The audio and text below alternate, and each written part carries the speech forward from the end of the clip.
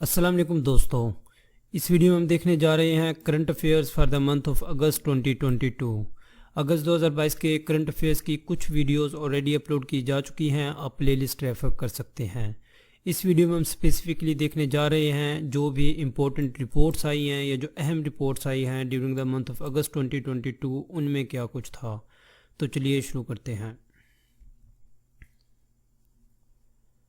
Global Employment Trends for Youth 2022 report was published by which organization؟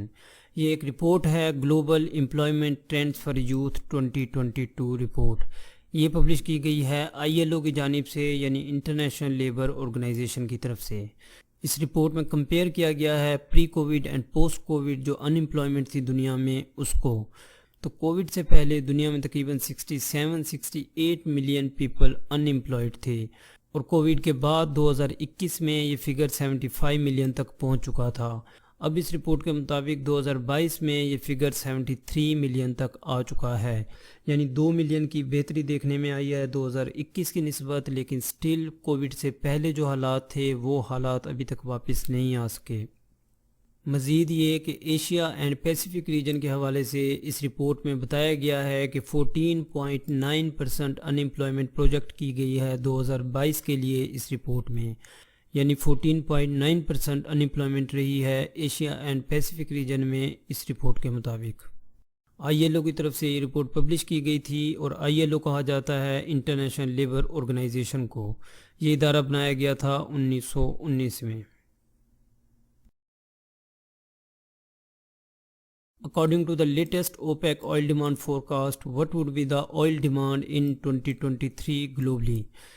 یہ oil demand کے حوالے سے ایک فورکاسٹ کی گئی ہے اوپیک کی طرف سے، یا the organization of petroleum exporting countries کی طرف سے۔ اس میں بتایا گیا ہے کہ 2023 میں دنیا کی جو ڈیلی بیس پر آئل ڈیمانڈ ہوگی وہ ہوگی 102.7 ملین بیرلز۔ یہ آئل ڈیمانڈ 2022 کے مقابلے میں بڑھتی ہوئی نظر آ رہی ہے۔ 2022 میں جو ڈیلی کی ڈیمانڈ ہے دنیا کی آئل کی وہ 100.03 ملینز بیرلز پر ڈے ہے۔ اب یہ 2023 میں 102.7 ملین بیرلز پر ڈے ہونے جا رہی ہے۔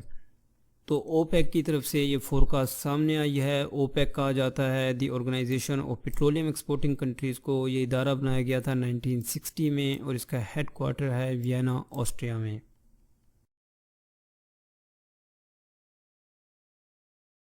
Which country has become the fastest aging country in the European Union؟ یہ بھی اب ایک رپورٹ آئی ہے، اس میں بتایا گیا ہے کہ یورپ کی جو کنٹریز ہیں ان میں پرتگال جو ہے یہ فاسٹسٹ ایجنگ کنٹری بن چکی ہے۔ اس کا مطلب یہ ہے کہ پرتگال میں ایک ریشیو دی گئی ہے جس کے مطابق ایوری 100 ینگ پیپل کی بجائے پرتگال میں 182 ایلڈرلی پیپل موجود ہیں، یعنی ہر جو 100 نوجوان لوگ ہیں ان کی نسبت 182 لوگ ایسے ہیں جن کی عمر 65 ایئرز سے زیادہ ہے۔ تو پرتگال یورپ کی فاسٹسٹ ایجنگ کنٹری ہے اس رپورٹ کے مطابق۔ مزید یہ بتایا گیا ہے کہ پچھلے 30 سال میں، یعنی پاسٹ جو 3 ڈیکیڈز ہیں ان میں یہ تعداد تیزی سے بڑھی ہے۔ 3x یا ٹرپل سپیڈ سے یہ تعداد بڑھی ہے پچھلے 30 سالوں میں۔ تو پرتگال یورپ کی فاسٹسٹ ایجنگ کنٹری ہے۔ پرتگال موجود ہے صدرن یورپ میں، اور اس کا کیپٹل ہے لسبون۔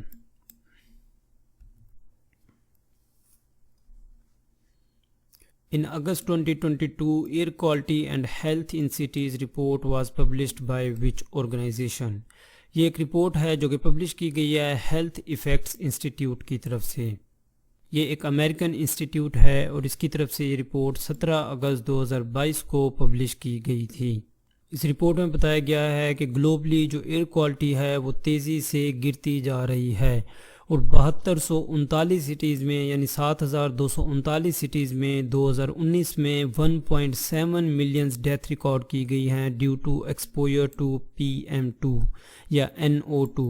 PM2 اور NO2 یہ وہ پارٹیکلز ہیں جو کہ ایئر کوالٹی کو پولیوٹ کرتے ہیں۔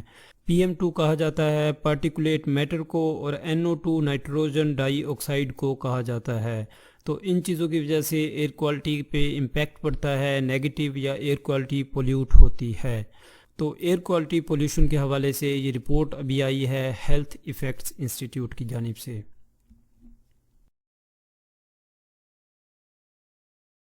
World food security update report was published by which organisation? یہ ایک رپورٹ پبلش کی گئی ہے ورلڈ بینک کی جانب سے، اور اس میں یہ بتایا گیا ہے کہ رشیا یوکرین وار کی وجہ سے جو غریب کنٹریز ہیں وہ سفر کر رہی ہیں فوڈ اینڈ ڈیٹ کرائسس سے، جس کی وجہ سے جو فوڈ کوموڈیٹیز کی پرائسز ہیں وہ ہائی ہوتی جا رہی ہیں یا انکریز ہوتی جا رہی ہیں۔ پاکستان میں بھی اس رپورٹ میں بتایا گیا ہے کہ 5% سے 30% تک انکریز دیکھنے میں آ سکتا ہے فوڈ کوموڈیٹیز کی پرائسز میں۔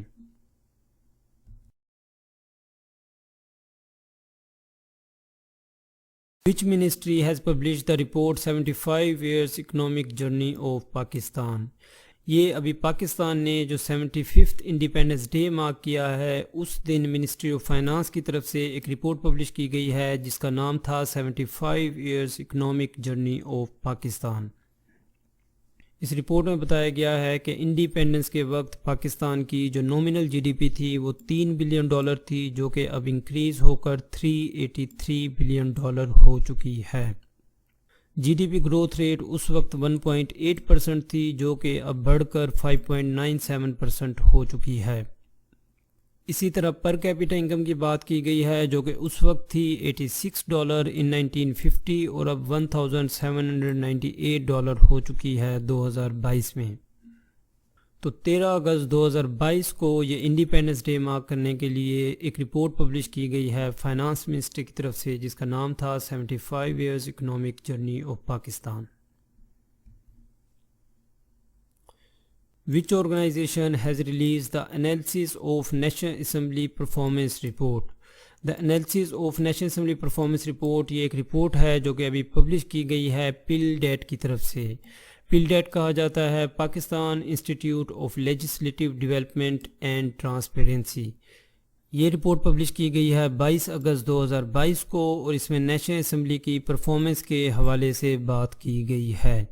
اس میں یہ بتایا گیا ہے کہ 37% زیادہ لا پاس کیے گئے ہیں نیشنل اسمبلی میں under the prime ministership of Imran Khan as compare to similar period in 14th national assembly, یعنی جو 14th نیشنل اسمبلی تھی اس کے مقابلے میں یہ جو 15th نیشنل اسمبلی ہے اس میں 73% زیادہ قانون پاس کیے گئے ہیں۔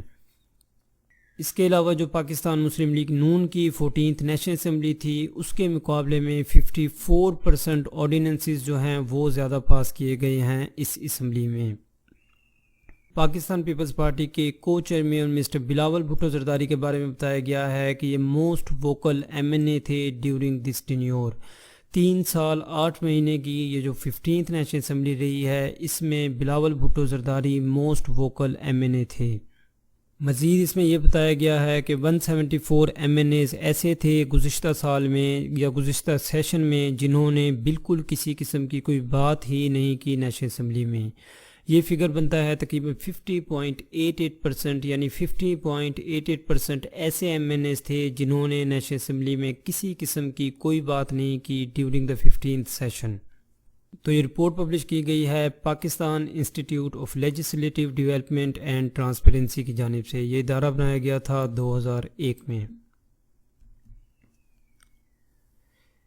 Catalyzing private investment in Pakistan, leveraging Chinese investment in CPEC is a report published by which organization؟ یہ ایک رپورٹ ہے جو کہ پبلش کی گئی ہے دی پاکستان بزنس کونسل کی طرف سے۔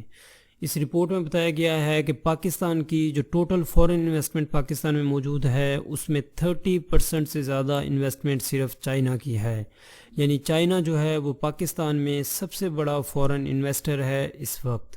تو یہ رپورٹ پبلش کی گئی ہے پاکستان بزنس کونسل کی طرف سے۔ تو دوستو یہ تھی وہ تمام اہم رپورٹس جو کہ سامنے آئی ہیں during the month of August 2022۔ P D F کا لنک ڈسکرپشن میں موجود ہے، آپ دیکھ سکتے ہیں۔ آپ مجھے جوائن کر سکتے ہیں ان تمام سوشل میڈیا پلیٹ فارمز پر۔ ویڈیو کو اینڈ تک دیکھنے کا شکریہ، ملتے ہیں اگلی ویڈیو میں۔